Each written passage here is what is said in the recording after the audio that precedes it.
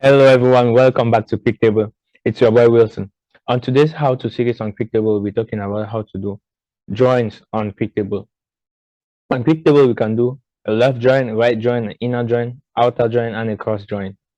So how do we do joins on QuickTable? Without wasting much of your time, I'll jump into the video. Please don't forget to like, subscribe, and leave any question you have in the comment section below. You could also recommend a video in the comment section below. So let's get right into it. So I'll just click on the join tab on the main menu. So I'll choose my customer key as my left table. Yes, and I'll click on OK. All right.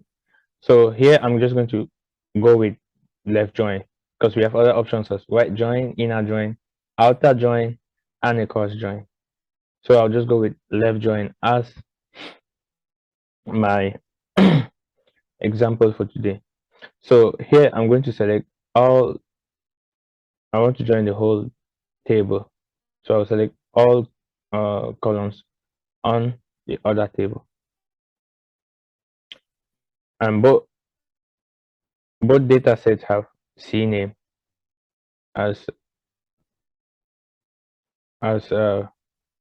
primary key and foreign key. So I'm going to click on this.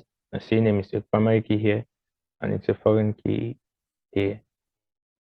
So you can see. Could also use C address, but I'll just use CK for now. CNAME for now, and then I'll click on OK, save. And so my left join is now here. So as you can see, we have 16 columns instead of 9 as at first. This is all I had for today. Thank you so much for watching. Don't forget to like and subscribe and share the video. Thank you so much. See you next time in the next video. Bye bye.